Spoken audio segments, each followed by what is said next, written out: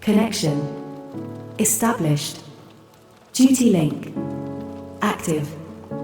Broadcast incoming. Hello catchers, Dominic here with another update. Our bi-weekly devlogs are consistent with our 2-week sprints, so you can expect much more structured and regular updates than before beta, and this is the first one of them. Today I want to talk more about the non-AR and introduce you a little bit to the mechanics and how everything is going to work. Then I also want to update you on the aliens and general lore updates that we've done, and also I want to talk more about the next milestone and mechanics that I've talked about last time a little bit. But before we do that, just a small on-chain update.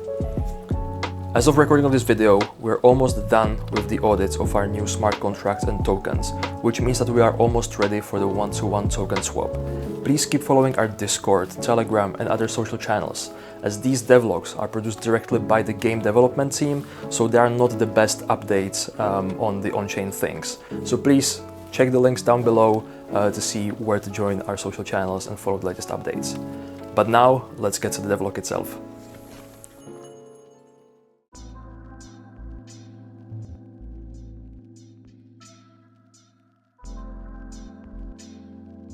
Okay, so before I get to the non-AR version, we're also making some small quality of life improvements on the current version of the game, on the map and on the AR. One of them is, for example, we've added some shader to the road so that you can see it a little bit better, and so it stands out from the map a little bit more. And we have some of the small things like this planned as well on the map, just to make parks look more like parks, and so on and so on. One important thing for us we've added is we've actually now added a loading state for the game. So for example, if you lose a server connection, or even if it just takes a little bit longer for you to get from the map to the game, you can now see that something is happening, and it's just a little bit more clear when the game is actually saving data, and so on and so on. We have a couple more small things like this planned as well that we're currently working on. So for example, we're a little bit streamlining the player leveling experience, but I'll talk more about that a little bit later. We're adding an option to zoom in and out on the map as well. We're redoing a little bit the visuals of when aliens spawn to the combat, as well when they die, and we're also adding an option for you to repeat the tutorial at any point. If you, for example, missed some mechanic, you haven't understood it, or just skipped it because you were too eager to play the game, you can now come back and replay the tutorial if you want to. So these are some of the small updates that we're constantly adding. Now to the big things. Non-AR is the first one of them. So as I mentioned in the previous devlog, the non-AR version is basically almost ready. What we're doing now is we're running final playtests and final debugging before we actually offer it to you, catchers, because this is something we want to send as a beta update, and we want you to be able to play the non-AR version. So now I just want to walk you through a little bit how it actually works, because this is going to be the first time that I think you will see it in a more comprehensive way. So first and foremost, I have to always stress this out. The non-AR version we're adding is not in any way meant to devalue the AR version. We've worked really hard to make sure that we provide the same experience. And as the testament to this, every time you start a combat or before you start it, you would be able to choose whether you want to spawn the alien into the real world or if you want to play virtually. And it has no bearing on the game experience itself, because the combat is fully working exactly the same way in AR and non-AR, and I'm going to show you how. So now let's go start a combat, and now we see we've been dropped to the scene.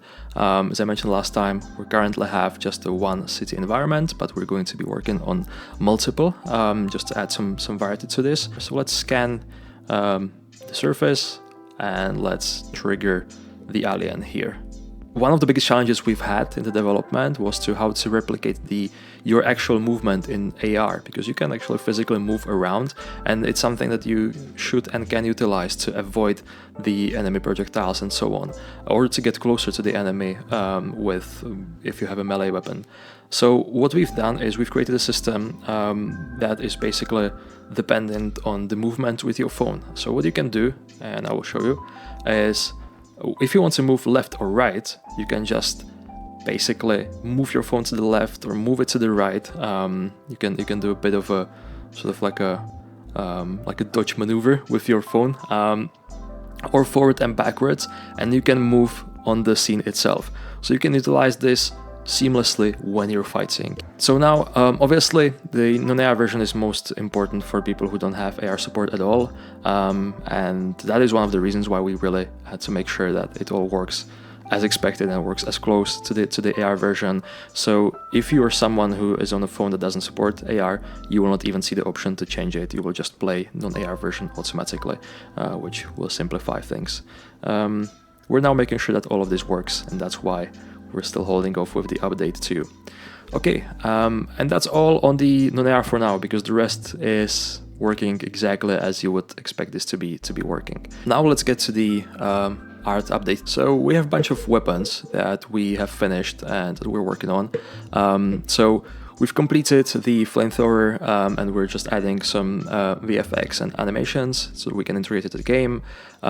We're implementing the bazooka, the rocket launcher, which is going to be implemented to the game very soon. And we've also added the concept design for a Colt, one of the lower level weapons. On the side of aliens, we have finished modeling and texturing of Golosus, and it's currently being rigged for VFX. We've finished modeling and texturing of Ascidian, and we're working on the rigging for animations, and we've started modeling of the Shroom. We also have a bunch of new concepts ready, which I'm going to show on the screen now. And most excitedly, we also have a wonderful new animations from my new animator Gilden. You can already see what that looks like on the screen. And so now, staying with the aliens, it was always important for us to have the aliens to make sense. And so what we've been working on quite recently is we've been updating our lore a lot. So we have now defined a couple of main planets the aliens are coming from, and you will start seeing some patterns hopefully very soon in the alien design, how they behave, where they come from. This is something that is not ready yet for me to share with you, but very soon you will be able to have some story related updates that will get to you as well. We're preparing some content that is both going to be reflected in the game, but also that's not entirely game related, just to give you some idea of where the aliens come from, why is the invasion on Earth happening. But I will leave that to one of the next devlogs where there is a little bit more from me to show you. Now let's get to the final update, and that is our next milestone and plans of what we're doing. So I've showed a little bit last time. We're working on creating a better progression system. Because right now, the feedback has been, as we expected, that the game is fairly easy and fairly short. This is something we're aiming to change now in the next couple of months. So we're creating a big progression system that is going to little bit slow down how you're introduced to the different mechanics. You're basically thrown into the invasion. You are someone who is, you're basically just a regular citizen, as most of us are, with our day jobs, and we are learning to adapt, and we're learning how to fight back the aliens, and we're slowly uncovering what is happening and what to do. So as it typically is with these apocalyptic scenarios, one of the first things you have to do is actually make sure that you take care of your shelter, make sure that you find groups of people that you can defend yourself with, a group of people that you can trust, and that you will help each other. Making your own shelter, maintaining it, defending it, upgrading it is one of the things that we're currently working on, one of the things that we think are going to change the gameplay quite a lot. So now the game is going to have sort of two modes. One is the actual hunting when you're outside and we're looking for aliens, and the second will be when you're back home, to make sure that you make most out of the resources that you found during your hunt, and make sure that your equipment is all ready and maintained, make sure that you take care of the community of people you have in your shelter, and that basically you are ready to survive the invasion long term. And so that's all for me today, and make sure to follow us, and I'll be back with you in 2 weeks. Catch you later.